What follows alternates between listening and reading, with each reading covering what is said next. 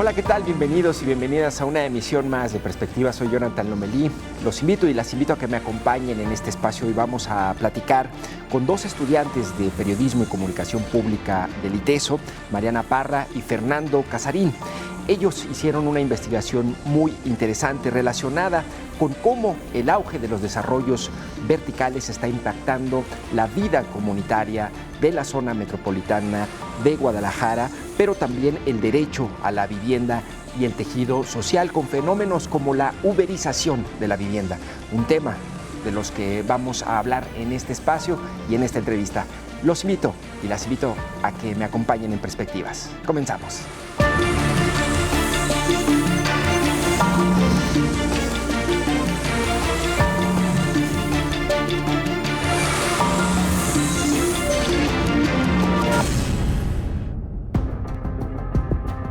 ¿Quién decide cómo debe ser la ciudad y para quién?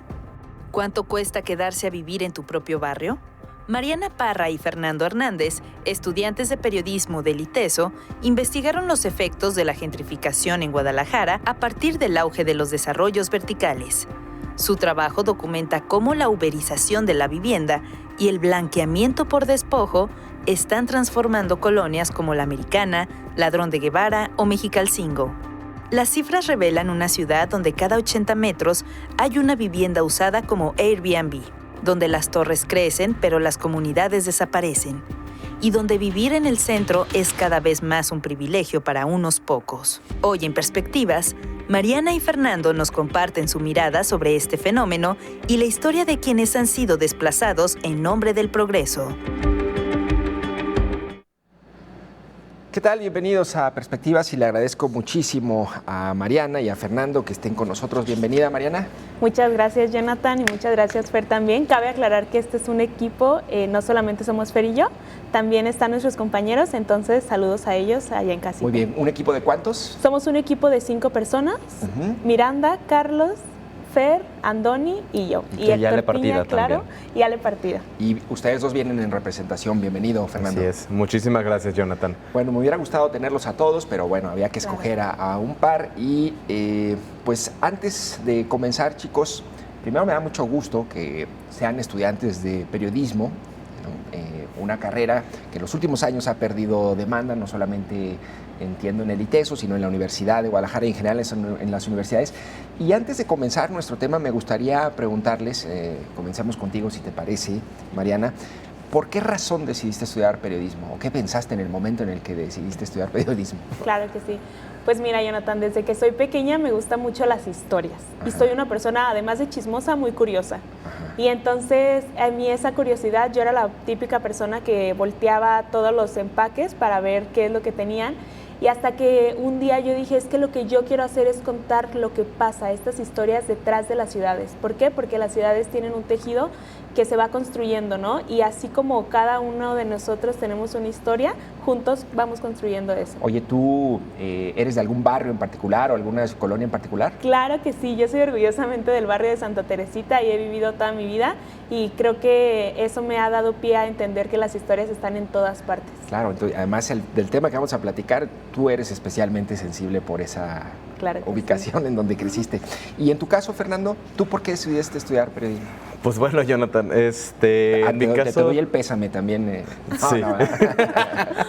No, es una profesión maravillosa. No, es maravilloso, es muy bonita. En mi caso fue algo curioso. Siempre he sido alguien que como que me gusta enfocarme en muchos temas a la vez. Me gusta investigar de todo. Así que pues estaba buscando en qué lugar se me permitiría empezar a saber de todo, a saber un poco de todo. Claro. Y pues el periodismo fue lo que al principio me jaló a ello. Pero ya adentro pues siempre vienen como que las dudas o las cuestiones de pues en una era con tanta información como tenemos hoy en día, entonces cuál es como la función que tenemos como periodistas. Y yo ya después de reflexionarlo un tiempo pues dije, no, pues al contrario, la figura del periodista ya es mucho más importante hoy en día por justo toda esta sobreinformación que tenemos. Claro. Hay una frase que a mí me gusta mucho que es lo primero que falta en una inundación es el agua potable, claro. Que es tenemos tanta información que ya no podemos discernir cuál es la información buena o cuál es la que tiene ciertos tintes y ciertos poderes detrás. Así que pues eso es lo que ya me gusta mucho del periodismo hoy en día, el hecho de sumergirse a toda esta sobreinformación y tratar de descomplejizarlo y hacerlo más accesible para todas las personas, y eso es pues algo que ya amo, la verdad. Claro, pues la verdad es que coincido, Fernando, es una de las tareas, yo a veces digo que básicas que uno puede hacer en estos tiempos es simplemente contextualizar y explicar, ¿no? Ni siquiera a veces tienes que descubrir el hilo negro, y eso ya es una enorme aportación y no muchos la hacen. ¿Tú qué edad tienes, Fernando? Yo tengo 22 años. 22 años. ¿Y tú, Mariana? Mariana, sí, te iba a decir. 24 años. 24 años, ¿sí? En tu caso, Fernando, ¿tú creciste en algún barrio en particular o en alguna colonia en particular? No, yo estuve más bien... ¿O fuiste errante? Fui del otro lado, de los que siempre han estado en las periferias. Sí. Mis padres, pues, cuando soy hijo de padres jóvenes, así que pues tuvimos que movernos hacia las periferias de la ciudad, donde pues era más accesible las rentas, los precios, todo eso, y pues me he mantenido en esos lugares pues toda mi vida. Oye, ¿y tú te quieres dedicar al periodismo como tal o has pensado en tu futuro? ¿Cuánto te falta para terminar la carrera? Me queda alrededor de un año y medio más o menos, depende de cómo vayamos. ¿Y qué has pensado sobre el futuro?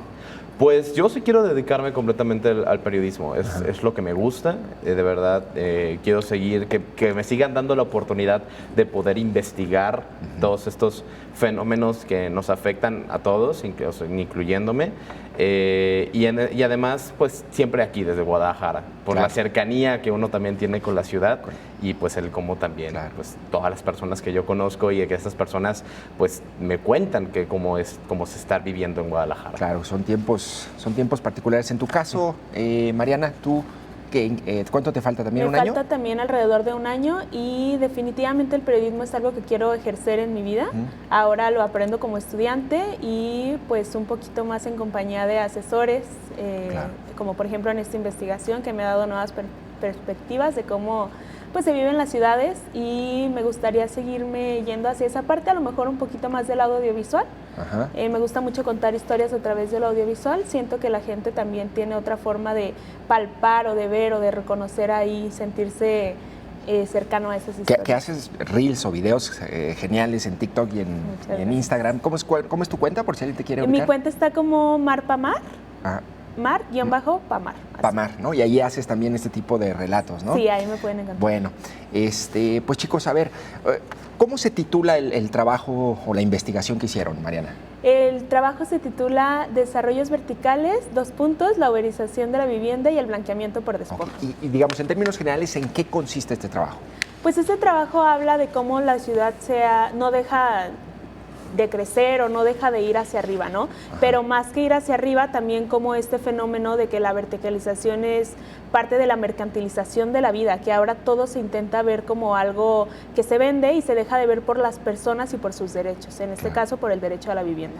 Claro, que en realidad tiene que ser pues como el agua, digo. En realidad todo el mundo debería tener derecho al agua porque pues es elemental para subsistir como una vivienda. Tú, en tus palabras, ¿cómo describirías el trabajo? ¿Qué es lo que hace o encuentra Fernando?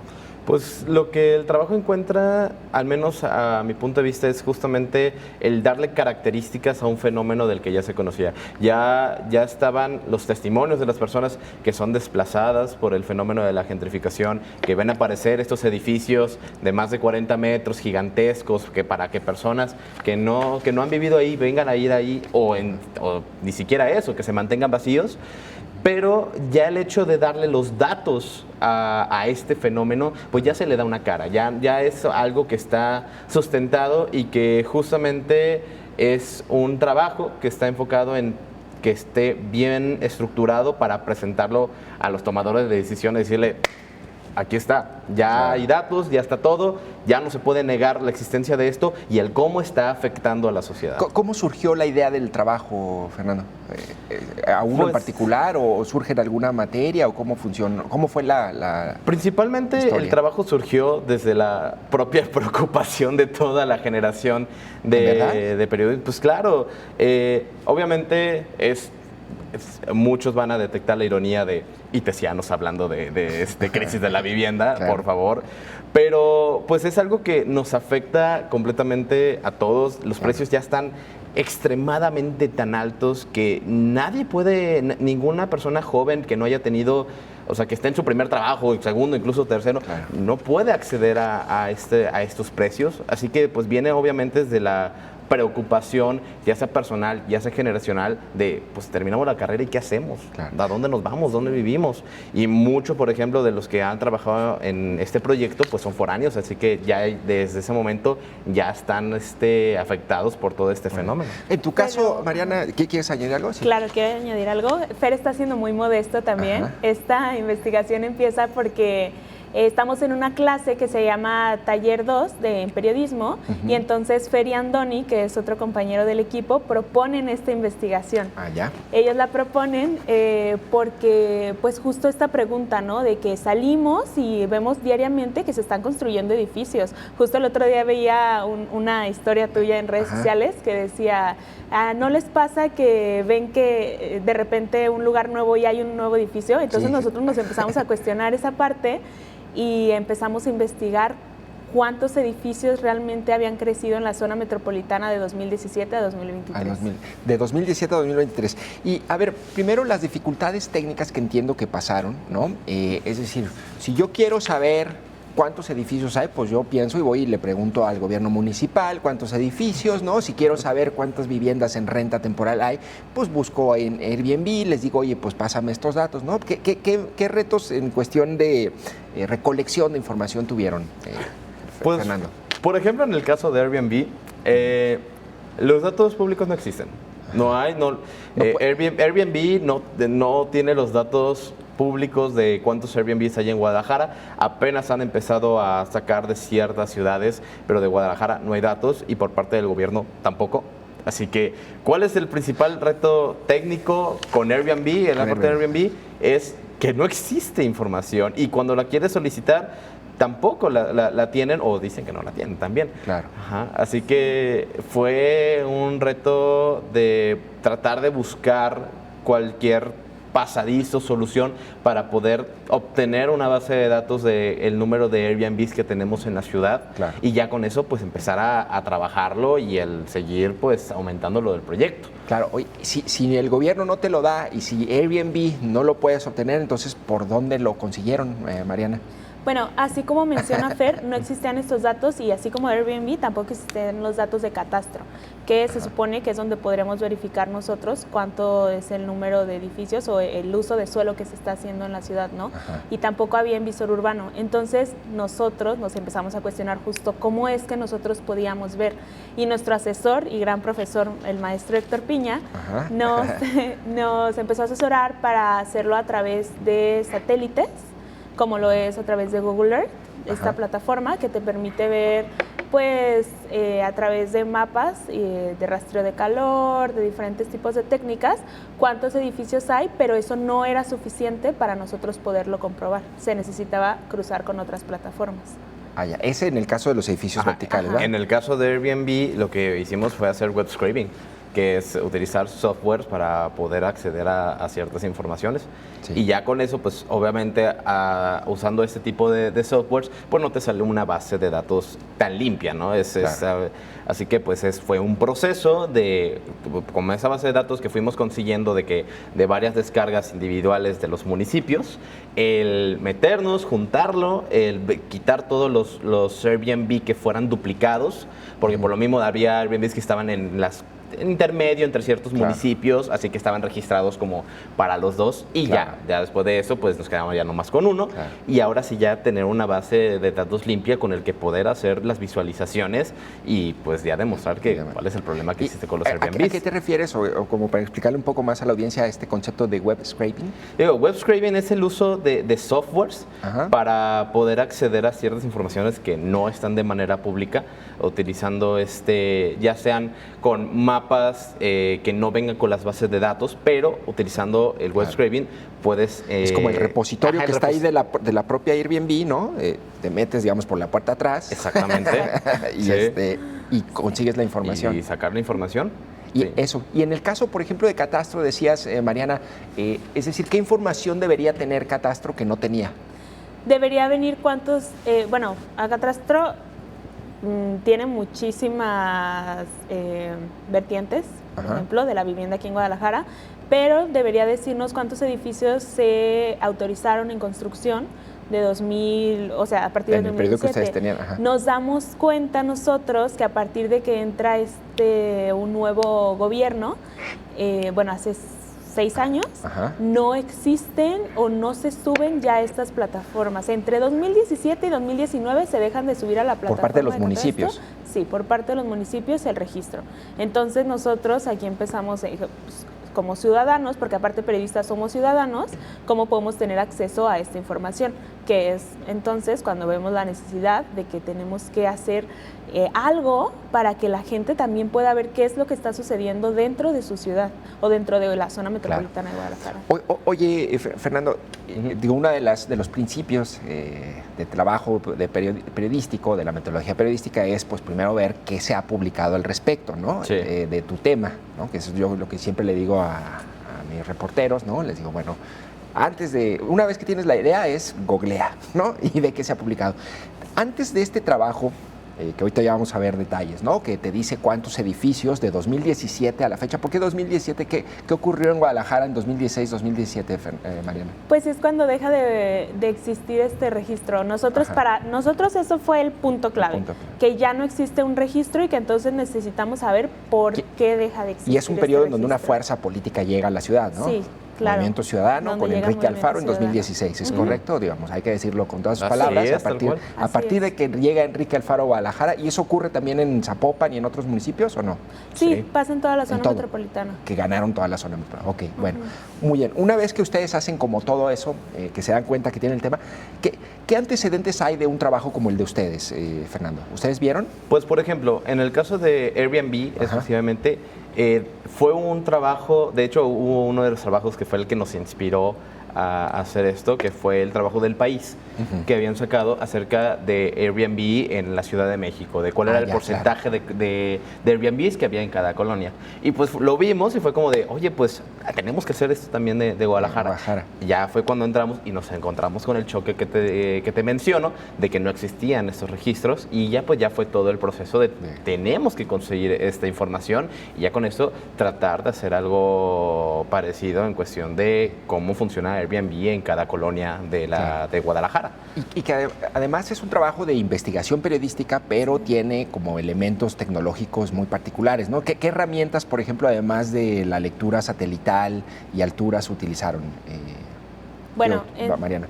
Entre otro tipo de herramientas, también utilizamos como procesadores como QGIS. Son herramientas que para nosotros eran nuevas totalmente. Lo aprendieron que nos fueron con su maestro Piña. Claro. Empieza, pues, primero Google Earth, Ajá. que a través de aquí vemos los satélites. Después pasamos esto a QGIS. Y Fer, si me ayudas aquí un poquito. Pues después de QGIS utilizamos otro visualizador.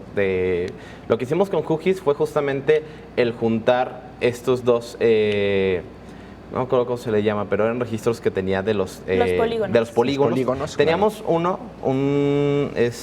mapa que era el de los polígonos de los edificios. Ajá. Y otro que era en cuestión de la altura de los edificios. Así que pues teníamos que juntarlos, utilizamos QGIS para poder juntarlos y utilizamos otro visualizador que en este momento no me acuerdo del nombre. ¿Cuál fue la parte más difícil de todo el proceso? La parte más difícil de todo el proceso, yo en lo personal, porque cada quien estuvo trabajando en ciertas partes del proyecto. ¿Cómo se organizaron? Sí. Yo, por ejemplo, me encargué de la limpieza de las bases de datos. Ajá. Para mí esa fue la cosa más complicada, porque pues ya lo diremos cuando digamos los hallazgos, pues son muchos registros. Tenemos muchísimos Airbnbs en la ciudad, así que pues fue el hecho de checar manualmente y pues sí me tardé un buen rato en ver que no hubiera ni un solo error en la base de datos. Tú las limpiaste, Así es. ¿Y los demás qué hicieron, por ejemplo, Mariana? Bueno, yo me encargué más de la parte multimedia. También, por ejemplo, Miranda se encargó un poco del diseño, de la estructura que se le iba a dar. Héctor Piña junto a otro compañero se encargaron de hacer el texto. Y darle más que nada estructura, porque el texto lo fuimos armando un poco las ideas entre todos.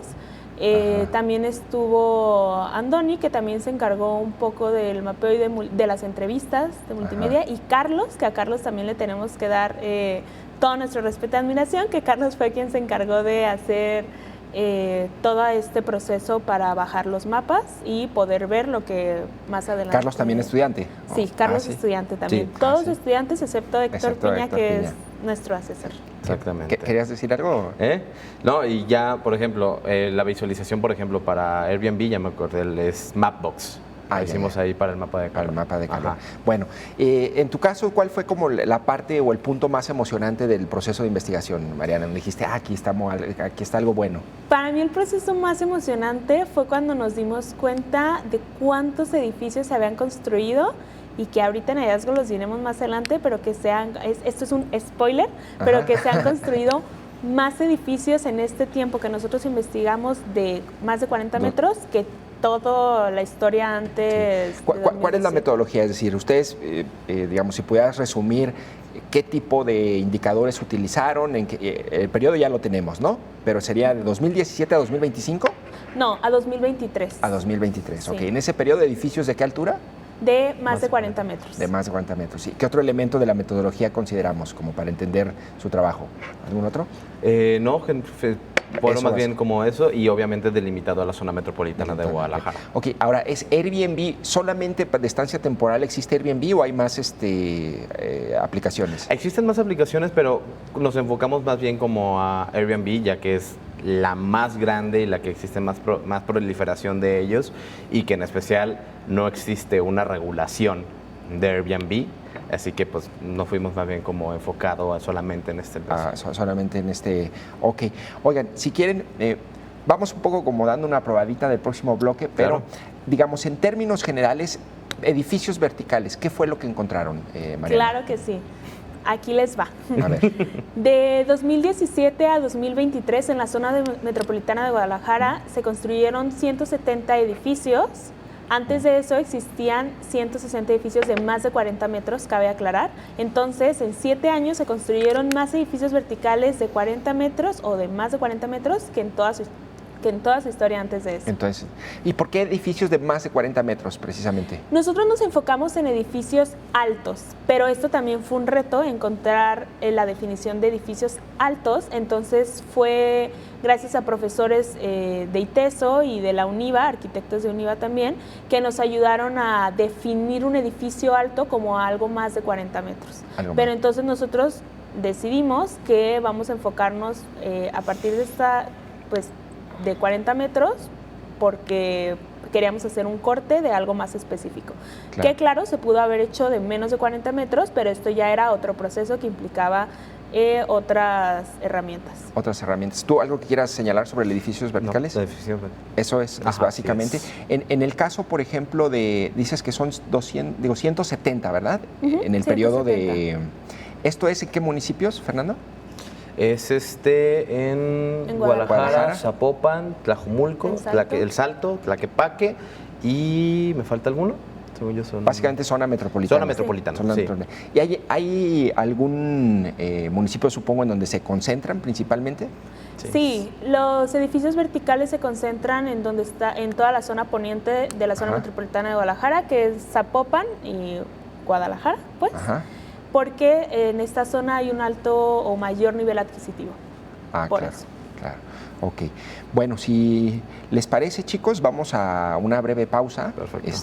Y regresamos para seguir platicando sobre los edificios verticales, parte de los hallazgos que ustedes hicieron y también un poco sobre el fenómeno de la estancia temporal, ¿no? Sí, claro. Vamos a una breve pausa. Estamos platicando con 2 estudiantes de el ITESO, de Periodismo y Comunicación Pública, con Mariana Parra y Fernando Casarín. Ellos, junto con otro grupo de compañeros, hicieron una investigación periodística que combina el trabajo o el método periodístico con herramientas tecnológicas para determinar el número de alojamientos de estancia temporal, es decir, Airbnb que hay en la ciudad, una información que no está accesible, y también el número de edificios verticales, es decir, todo este desarrollismo que ha vivido la ciudad Yo, si no calculo mal, desde 2010, 2009, con el PAN, creo que el gran emblema del inicio de los desarrollos verticales es de Horizontes Chapultepec, allí con el PAN, Alfonso Peters en la colonia americana, y de ahí viene un boom tremendo. Ellos miden este periodo de 2017 a 2023 y establecen, como nos compartía ahorita Mariana, que en ese periodo se construyen más edificios en cantidad de los que se construyeron en toda la historia previa de la ciudad. Que la información de catastro que debería proporcionar el número de edificios, la altura de estos, ya no dejó de ser pública, y esta es parte de la investigación que hacen Mariana Parra, Fernando Casarín y sus colegas, bueno, mis colegas también, otros colegas estudiantes de periodismo del ITESO. Vamos a una breve pausa, este es el contexto y seguimos platicando del tema. No deje de sintonizarnos, seguimos en Perspectivas después de este corte.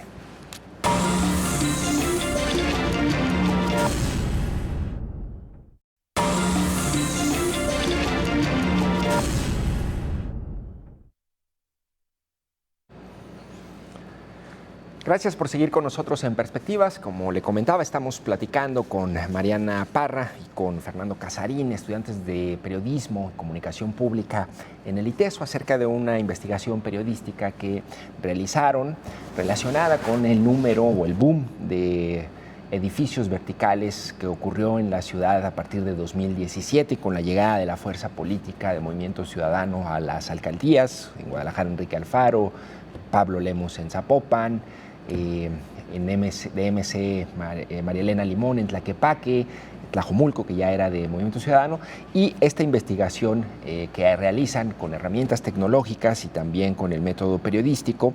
Y tengo entendido, Fernando, que hicieron, o que este trabajo lo han presentado en otros espacios ya, es decir, los resultados de este trabajo lo han presentado ante tomadores de decisiones, ¿o no? Parte de él. Por ejemplo, el caso de Airbnb, digamos que se compaginó con otro proyecto del ITESO llamado Éxodos, que también habla sobre el tema de gentrificación. Como nos dieron también cierto apoyo, y yo soy parte de los dos proyectos, parte de la información de Airbnb se ha presentado en espacios de tomadores de decisiones, pero más bien con parte de Éxodos. Acá con nosotros en el proyecto que tenemos de edificios verticales, sí también ha presentado en distintos espacios. ¿Cómo dónde, Mariana? Sí, claro que sí. Específicamente se ha presentado en dos espacios, 3 espacios más. El primero fue en ITESO, el día que hicimos nuestra presentación, porque teníamos que hacer finalizar el proyecto como parte de la clase. Esa fue la primera vez. La segunda vez fue en Datos y tequilas, algo así, ¿no? Datos y tequilas, correcto, claro. En ese evento, en donde se presentan pues varias investigaciones de datos. Ahí tuvimos la oportunidad de presentarlos. Después otra vez en ITESO, en otro colectivo que tienen de datos, y pues aquí oficialmente lo estamos presentando. Y este caso que dices, Fernando, ante tomadores de decisiones, es decir, ¿fue ante qué políticos, regidores? Así es. Fue, por ejemplo, Futuro nos invitó a unas mesas de diálogo. Estuvimos ahí como presentando, nada más nos dieron el espacio para presentar ciertos datos. Y principalmente... Oye, ¿y cuál ha sido como cuando les presentas estos datos a la clase política, qué te dice? ¿Has podido percibir alguna reacción o interpretación del tema? Sí, que creo que es algo muy importante. Antes de nosotros presentar el proyecto, pues se tenía como ciertas soluciones que los tomadores de decisiones tenían como para la crisis de vivienda, el tema de la gentrificación, y el tema de Airbnb no era uno de los temas principales. Eso para mí exactamente. Sí, las primeras soluciones que al menos se dialogaron no tenían nada que ver con el tema de Airbnb. Sí. Así que, pues ya cuando se presentaron estos datos es como de, oiga, pues el tema de Airbnb está mucho más cañón de lo que uno piensa. Claro. Que ya cuando empezamos a hablar del tema de los hallazgos, pues ya me profundizaré un poco más en ello, Sí. pero sí fue el tema de que pues Airbnb no se tenía dentro de esta percepción de que fueron uno de los temas importantes en la crisis de vivienda. ¿Y cuál es, en su opinión, el origen de este problema? Es decir, ¿por qué surgen estos edificios o qué es lo que ustedes han pensado, reflexionado? ¿A qué obedece? Claro. Bueno, al principio empezamos a investigar el hecho de la habitación aquí en Guadalajara en cuanto a la vivienda, creyendo que la verticalización cumplía cubriendo una necesidad de vivienda, pero realmente después nos empezamos a dar cuenta que no está cumpliendo una necesidad de vivienda, sino que está satisfaciendo más bien a las desarrolladoras inmobiliarias en cuanto a la mercantilización y pues su ganar dinero, porque pues eso es para ellos. Claro. Es decir, el factor es económico exclusivamente. Claro. ¿No? Y ganan allí pues los desarrolladores y suponemos que la clase política, ¿no? Así es. Sí, claro, porque al final de cuentas quienes autorizan o quienes este desarrollo urbano le dan el visto bueno, pues es quienes están a cargo de las ciudades, y quienes son los políticos. Bueno, está el factor del desarrollo vertical, ¿no? Y luego está en este otro apartado que sería como la estancia temporal y un concepto que ustedes manejan en su trabajo que se llama uberización de la vivienda. ¿Quién de los dos me lo explica? Pues mira, te explico. A ver. La uberización de la vivienda tiene que ver con este concepto de, dirán, pues tiene que ver con la palabra Uber o por qué uberización. Un contexto rápido es que las plataformas de Uber vienen a cubrir una necesidad de transporte público, pero lo privatizan. Y en este caso, la uberización de la vivienda, que es con la plataforma el ejemplo de la plataforma Airbnb, tiene que ver con que las plataformas de Airbnb vienen a cubrir una necesidad, entre muchas comillas, para las personas que lo rentan más que nada, de vivienda, en donde son viviendas temporales. O sea, realmente no están cubriendo ninguna necesidad de vivienda para las personas que viven ahí, sino para las personas que lo rentan, no para las personas que ganan dinero. Vuelve a ser la misma lógica de mercantilización de la ciudad o de la vivienda. O sea, ¿quiénes son los que rentan una vivienda de Airbnb o de estancia temporal, por ejemplo? Pues quienes pueden, un perfil de alguien que puede rentarla es quienes pueden pagar o quienes tienen el nivel adquisitivo para comprar en un edificio algún departamento o algún cuarto. Ellos son realmente quienes pueden pagar.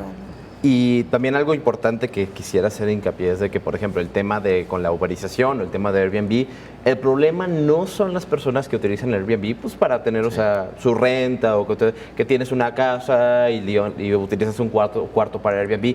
Ese no es el problema, porque para nada, sino que porque sería perder el enfoque.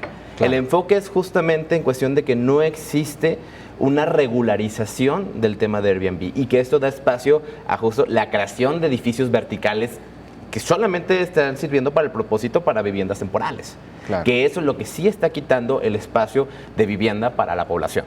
Claro. No para nada es enfocarnos en la pobre señora Don Juana que utiliza su casa a veces para Airbnb para tener reglas. Exactamente. ¿Sí? Sino el del tema de cómo las inmobiliarias aprovechan la falta de regularización del tema de Airbnb. ¿Qué regla, por ejemplo, se te ocurre que podría ser elemental? Por ejemplo, alguna de las reglas que se ha puesto en Ciudad de México es, por ejemplo, tener un límite de los días en los que se puede rentar el Airbnb.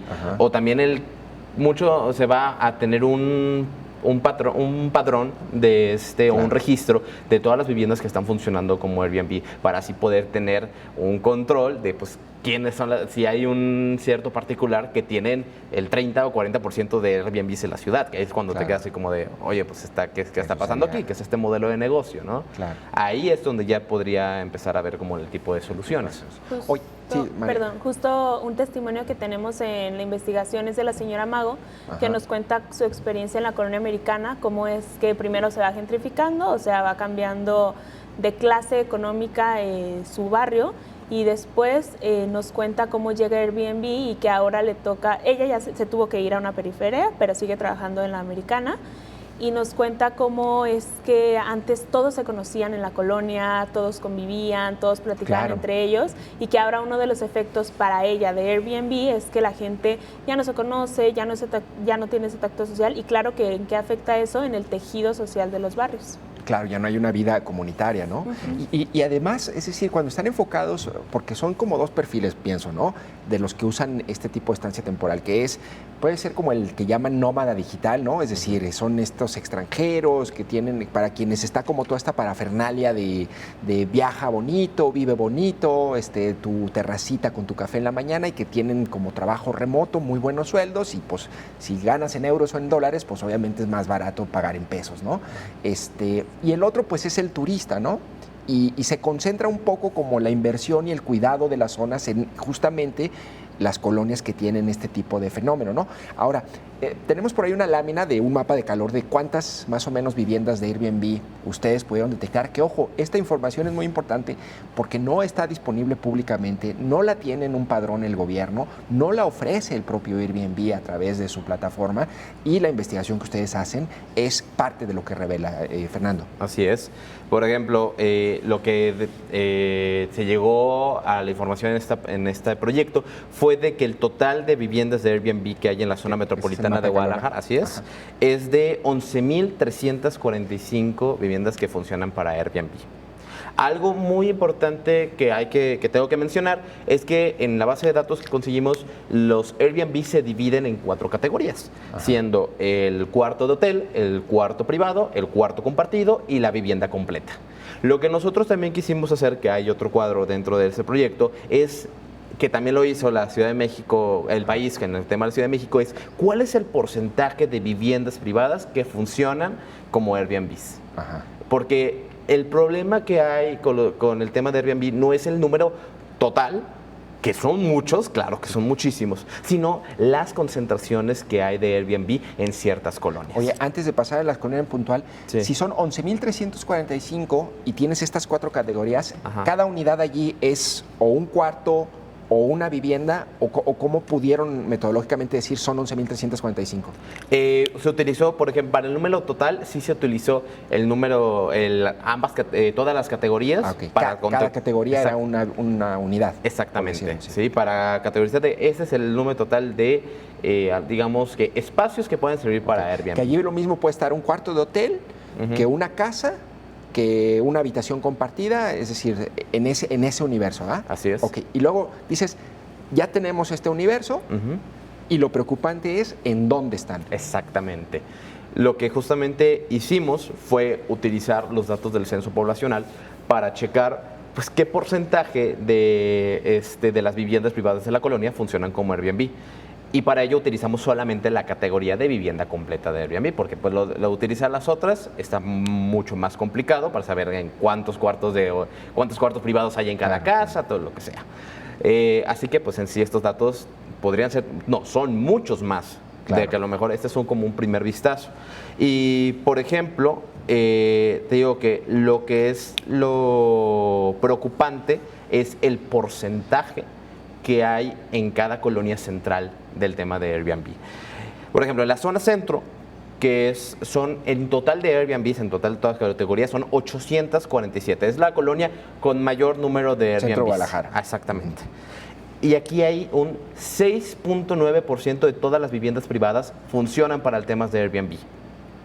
Sin contar viviendas deshabitadas, sin contar viviendas en mal estado, que son parte que se le puede sumar ese porcentaje, sí, para claro, ver cuál es el número de viviendas que no pueden funcionar para que las, claro, personas habiten en ellas. Claro. Pero vamos a aumentar esto mucho más. Por ejemplo, en el tema de la Americana, que para muchos es el símbolo de la gentrificación que tenemos aquí en Guadalajara, claro, son 665 viviendas Airbnbs totales y 17.73% de todas las viviendas privadas que funcionan para el tema, o sea, de Airbnb. Casi una de cada 5 son, así es, son Airbnb en la Americana. Así es. Y espera, porque vamos a ir un poquito más. Ajá. Ladrón de Guevara, que es la colonia con el mayor número de viviendas privadas que sirven para Airbnb, aún así el porcentaje es muy alto, no es tanto como el de la Americana, es de 12.25%, pero el problema ya llega cuando llegamos, por ejemplo, a la colonia obrera. Ajá. Que la colonia obrera tiene 284 Airbnbs totales, pero el porcentaje de viviendas privadas es del 29.52%. Yeah.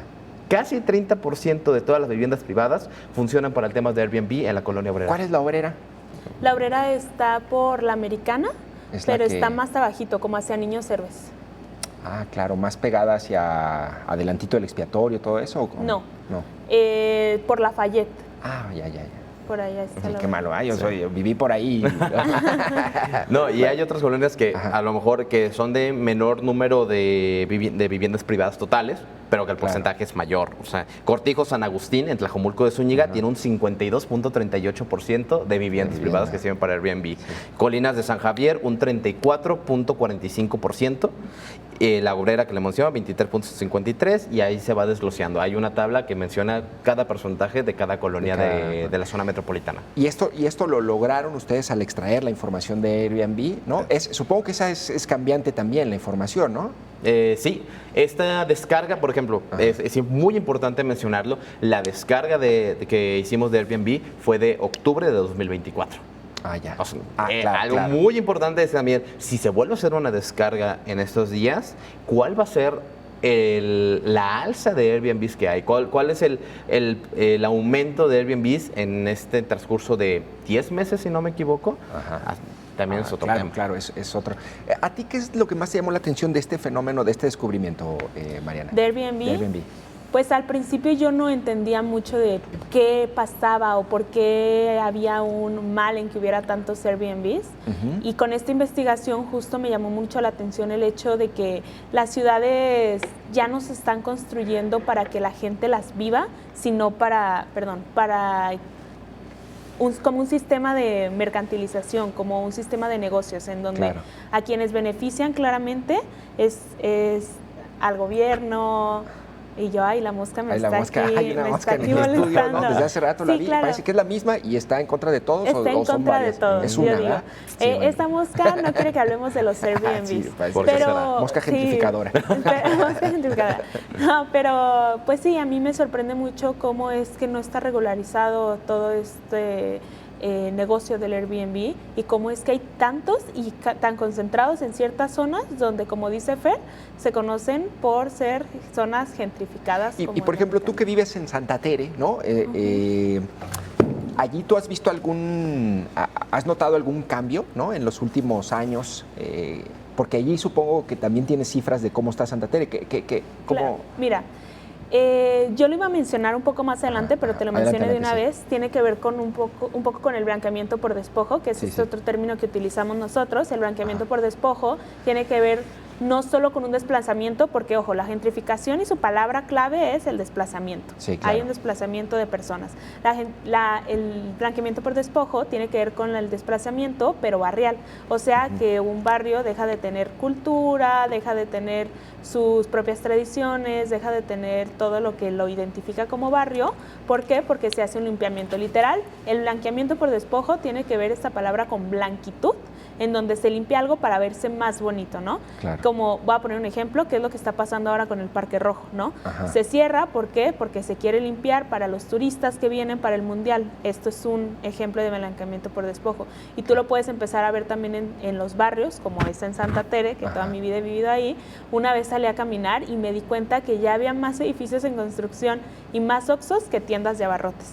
Claro. Y esto te habla mucho también de cómo se está viviendo el mismo barrio y cómo está viviendo su gente. ¿Por qué? Porque al final de cuentas están utilizando las palabras barrio para hacer algo bonito o aesthetic, como se le dice Ajá. ahorita, cuando realmente volvemos a lo mismo, se está mercantilizando la palabra y no se está dando lugar Y por a la ejemplo, el gente costo que de vive vida, aquí. tú que vives allí, que sabes Sí. de toda, o sea, ¿hay algún punto, en qué Sí, cosas totalmente. notas ese aumento del Pues costo de mira, vida? gracias a que llegan nuevos edificios o nuevas construcciones verticales y que ahora hay menos tiendas de abarrotes o así, el costo de vida empieza a subir. ¿Por qué? Porque las rentas aumentan, entonces todo a su alrededor empieza a aumentar, porque la gente necesita sobrevivir a su alrededor, ¿no? Los mismos Claro. negocios necesitan sobrevivir. ¿Y qué pasa? En Santa Tere es muy común que si un negocio no... Hasta hay lugares que decimos, este lugar ya tiene algo, ¿no? Ajá. Que si hay negocios que no prosperan porque no alcanzan el nivel económico de esa zona y se tienen que ir moviendo. Esto no solo pasa con gente, sino con negocios, sino con... Pero además, digamos, como lo que resulta interesante, ¿no? De ese tipo de proyectos barriales ¿no?, como negocio, es que además tienen como algunos elementos tradicionales que los hacen como curiosos o peculiares, ¿no? Es como folclórico irte a vivir a Santa Tere porque Claro. tiene un aspecto tradicional que en realidad está siendo como absorbido por una nueva dinámica, Sí. ¿no? No, y ahorita que estamos, pues Santa Tere está luego de la Americana. Ajá. La Americana empieza con este fenómeno de gentrificación, se le denomina la colonia más cool del mundo y entonces, ¿qué empieza a pasar? Que las colonias o los barrios alrededor de esta colonia, de la Americana, empiezan a sufrir cambios de precios. ¿Por qué? Porque se populariza y entonces los negocios llegan, los cafecitos a Aesthetic, así, Ajá. que claro que a uno también de repente le gusta ir, pero no hay que olvidarnos Claro. de que también estos lugares están siendo puente de cambio para las otras personas o los Claro. otros ¿Tú negocios. querías comentar algo? Sí, o sea, y también Ahí te va la mosca. Sí, ahí te va la mosca. Ya me callo, ya me callo, no pasa nada. Al que aborda, ¿verdad? Persigue al que habla. Ajá. O sea, el tema también de justamente lo que mencionaba Mariana, de cómo se utiliza, o sea, se utiliza la cultura del lugar para hacer atrayente estos barrios, para pues, gente que viene de fuera de mayor ingreso económico y que la gente que está ahí adentro pues ya se ve desplazada por este aumento de precio.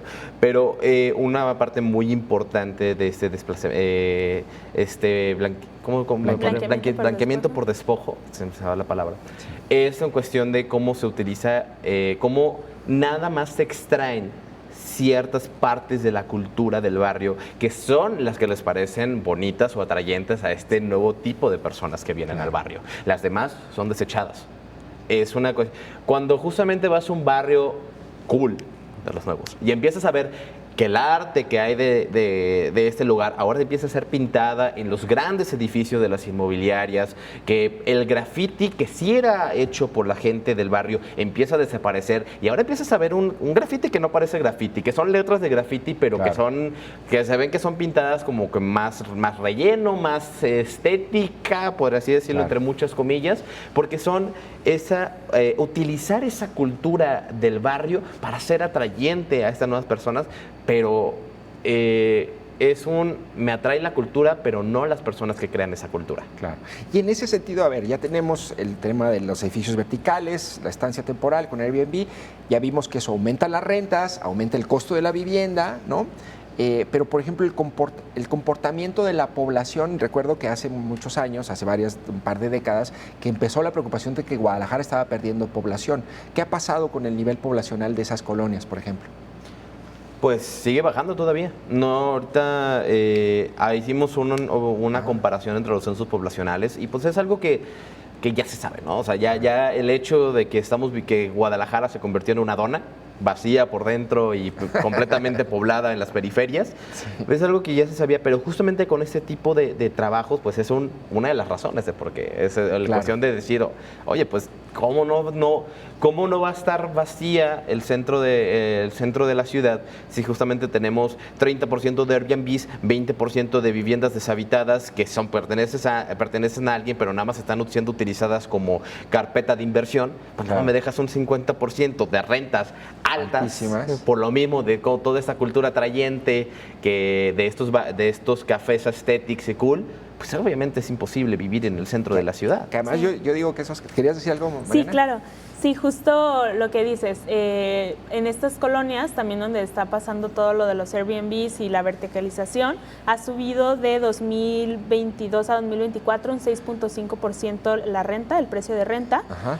Y pues a su vez ha disminuido la población de 2010 a 2022 en un 5.3%, 10.4%, depende de la colonia, ¿no? Como el Americana, Arcos Vallarta y Ladrón de Guevara, principalmente. Y supongo que con más edificios hay más vivienda, entonces es un absurdo, ¿no? Tienes más vivienda, menos gente viviendo allí, rentas más altas. Es que la cosa, ¿vivienda para qué? O sea, estos edificios nuevos, es lo que le comento, o sea, es una cuestión de que esta falta de regularización del Airbnb permite que sean edificios únicamente para ser utilizados para viviendas temporales, para personas que vienen fuera que son vecinos de 3 días y desaparecen.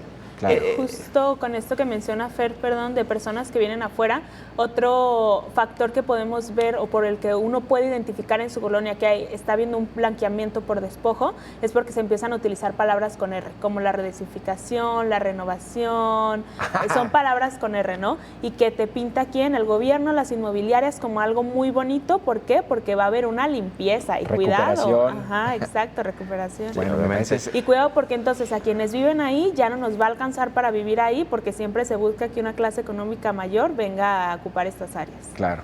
Chicos, pues me dio mucho gusto platicar con ustedes, se nos acabó el tiempo, pero me parece muy interesante y muy valioso su trabajo y sobre todo qué bueno que están estudiando periodismo y que van a seguir haciendo este tipo de investigaciones. Fernando, muchas gracias por estar aquí. Muchísimas gracias, Jonathan. No, pues muchas gracias a ustedes y por recibirnos y a nuestro equipo también gracias. Y esperamos también que siempre haya conciencia social. Conciencia social, muy bien. Recuérdame nada más los nombres de los otros compañeros para no dejarlos de claro lado. que sí, es Santiago, Alejandra Partida, es Andoni Mendoza, Carlos Camacho y Miranda Osuna. ¿Hay algún lugar donde yo pueda consultar el trabajo? Todavía no está publicado. El trabajo está por publicarse. Por publicarse, muy bien, para estar pendientes. Sí, muchas gracias, Fernando, Mariana.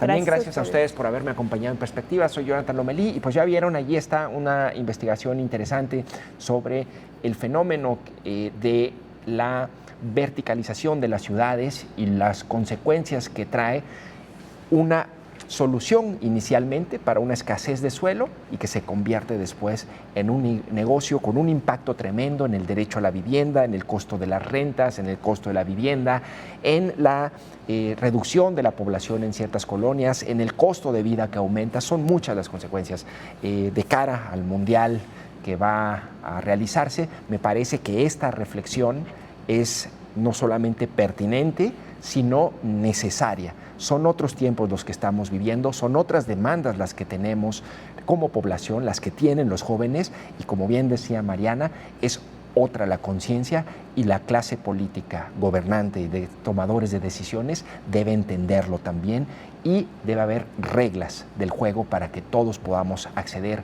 a una vivienda y tener los derechos básicos en una ciudad, la segunda más importante del país. Gracias por haberme acompañado.